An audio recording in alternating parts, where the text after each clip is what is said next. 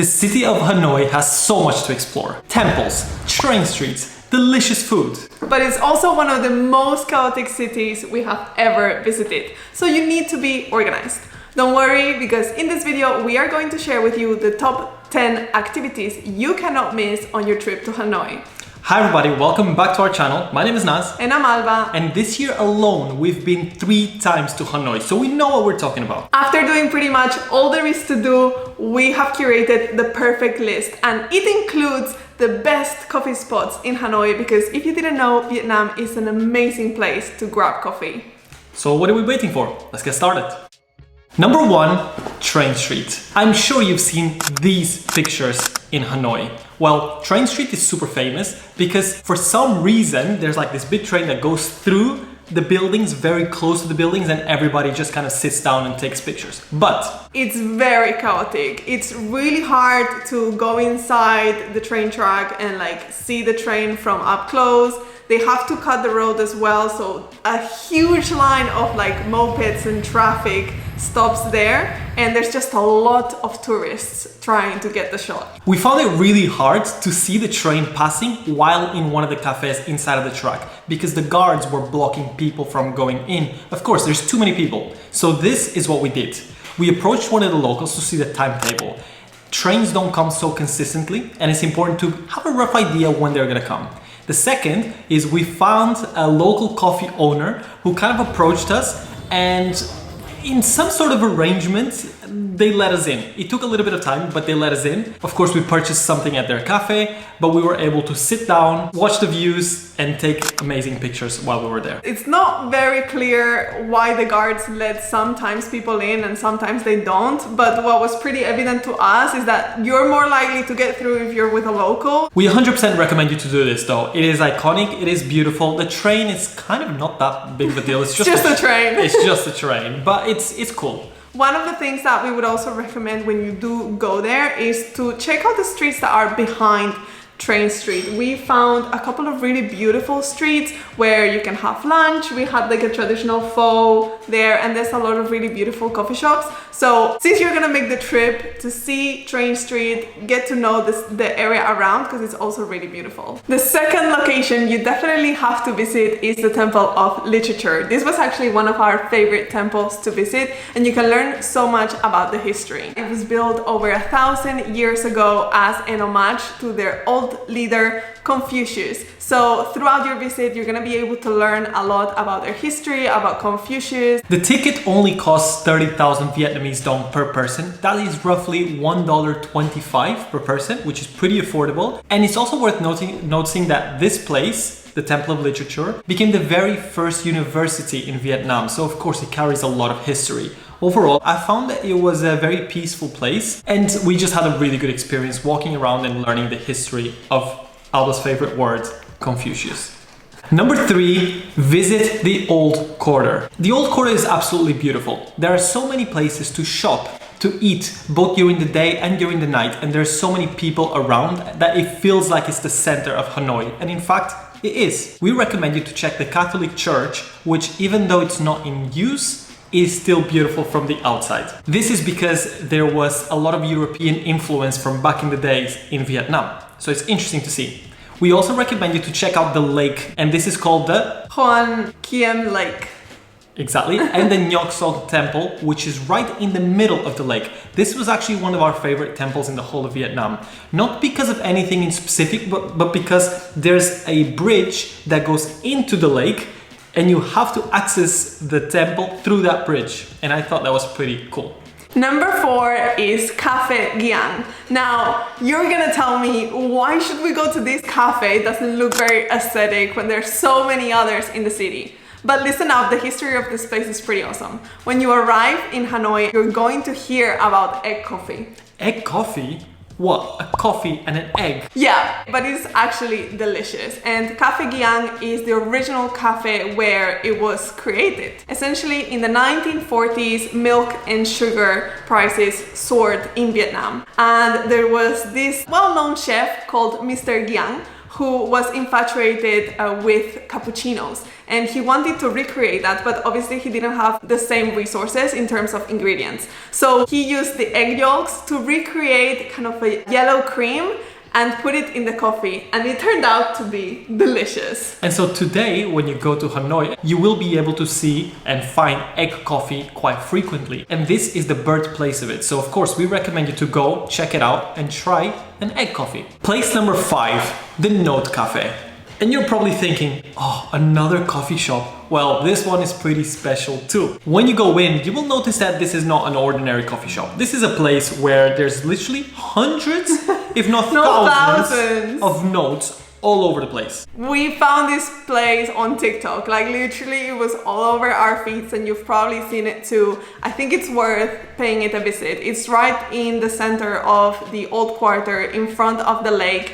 And it's really, really unique. Is it really the best place for coffee? I mean, probably not. The coffee is good, it's just not the best coffee, but it's really fun to kind of go see and take photos and stuff. The only thing I didn't like very much is just like, felt a little bit dirty, because obviously they also serve cake and all that, and you know, chocolate can fall on the paper notes and you can like see it gets a bit sticky, but it's fun. Give it a visit, write your little note, put it on the wall, and join it to the thousands of other people who've done the same.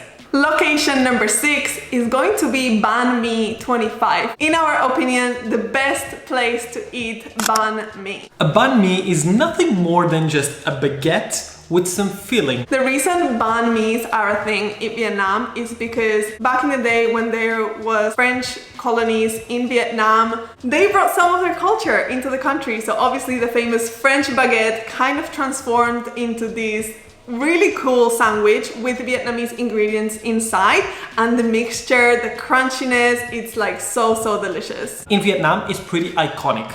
And this place in specific, for some reason, is so famous that when you get there, you order, they give you a number, and then you kind of wait in the street. We had like 17 people in front of us, and they own like the coffee shop in front, the coffee shop there, there's an area to sit in the street, and it was all packed, all packed. They are really fast, so even if the queue feels very long, I would still encourage you to wait. The food is delicious. One of the things that I really liked is that the vegetarian options in this place are really good, and it will definitely be one of your favorite banh mi's that you will try in Vietnam, I can assure you. Place to visit number 7, the Tran Quoc Pagoda.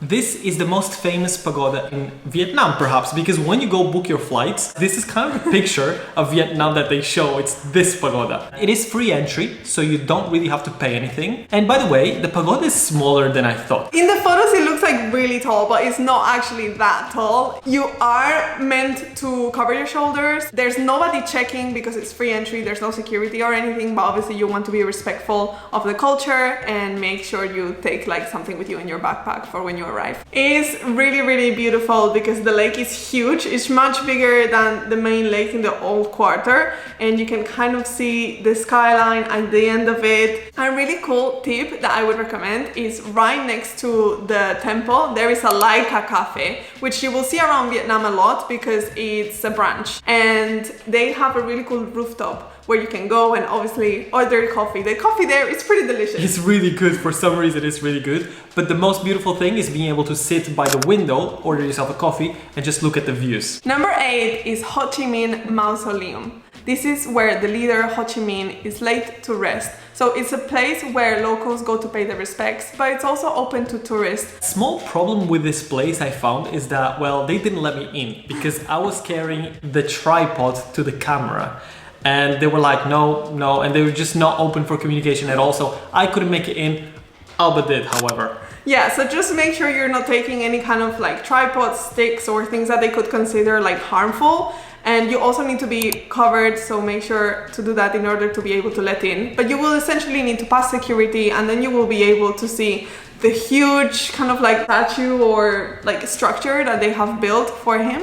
And there's a museum inside as well. Yeah, when I was there, it was closed, so I couldn't visit, but there is a museum that tells you more about the history and the things that he did for the country. So if it's open, definitely go check it out. Inside the mausoleum, you can also find a 1-pillar pagoda. Essentially, this is a historic temple that is kind of like a normal pagoda, except it's built on a completely different structure and it's very uncommon, very unique. And essentially one pillar. I mean, it comes in the name. It's very small, but it's very cute, very nice to kind of see around, and a great photo spot as well. Place number 9 you should visit in Hanoi, the Imperial Citadel.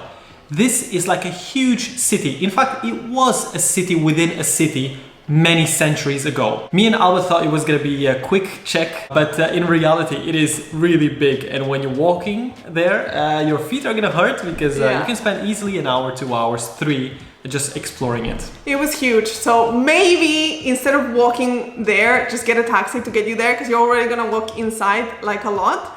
But I think it was worth visiting. Absolutely. It was really cool. Yeah, it's fun how you can go up the constructions, you can see some of the places that have been preserved. There are tours as well where you can learn more about what you're looking at.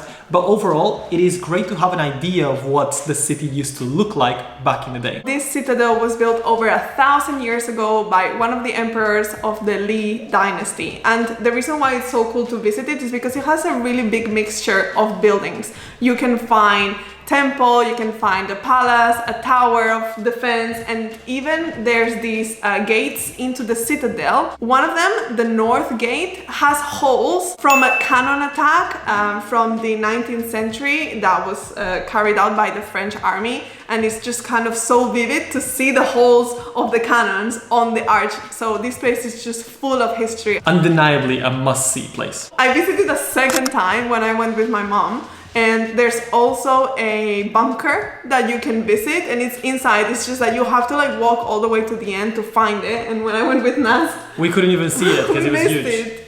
And it's built underground, and it used to be used during the war for military operations, and it's also like really cool to see. So make sure that you have time to like explore the whole thing. The entrance ticket is very affordable. Again, 30,000 dongs or $1.25 per person. It is the same as the Temple of Literature. Number 10, the puppet show. Before you judge me, hear me out. The water puppet show in Vietnam goes back 1,000 years. It's deeply engraved into the history of the country. It first originated in the countryside during rain season. And what happened is that the rice fields would get flooded, and some very original people would basically build these stages, and they would go deep underwater and get out the puppets, and they would do like a puppet show to entertain the people in the village. So this is why it's such an interesting thing to see. The stories that they tell throughout the puppet show are essentially Vietnamese folk tales and legends, and